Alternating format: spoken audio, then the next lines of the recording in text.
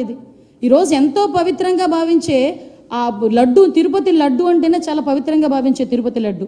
అటువంటి తిరుపతి లడ్డూని కూడా కల్తీ నెయ్యి అనే కన్నా రసాయనాల ముద్ద అనొచ్చేమో. ఎందుకనంటే అందులో నెయ్యే లేదు. వాళ్ళ తాలూకా టెండర్లు ఎందుకు? మేము ఈరోజు మీ పరంగా వాళ్ళకందరికీ మేము చెప్తున్నాం, ఈరోజు కల్తీ లడ్డు గురించి చర్చించడానికి మేము సిద్ధంగా ఉన్నాం. ఎందుకు టెండర్లు మార్చారో చర్చిద్దాం రండి. ఎందుకు కొన్ని టెండర్లు డైల్యూట్ చేశారో చర్చిద్దాం రండి. ఎందుకు అంటే కంపెనీల్లో కూడా అసలు పాలకు సంబంధించిన ప్రొక్యూర్మెంట్ అవసరం లేదని అవి కూడా ఎందుకు పెట్టారో అది కూడా చర్చిద్దాం రండి. ఏ రసాయనాలు అందులో యూజ్ చేశారో చర్చిద్దాం రండి.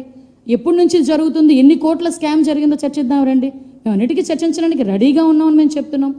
ఏసీలో ఎటువంటి నిర్ణయం తీసుకున్నా నిర్ణయాన్ని కట్టుబడి ఉంటామని మేము చెప్తున్నాం.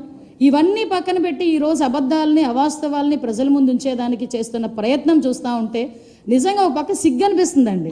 ఏదో ఒక జంతువు బురదలో పొర్లి బయటకు వచ్చి అందరికీ అంటించడానికి విధిలిస్తుందట. ఆ పరిస్థితి అలా ఉందన్నమాట వీళ్ళ పరిస్థితి. అంటే అక్కడ వాళ్ళు బురదలో ఉండిపోయిన సంగతి తెలిసి కూడా అందరికీ బురద అంటించేస్తే మేము కూడా సంతోషంగా ఉంటాము. అదొక సైకిక్ నేచర్ అనమాట.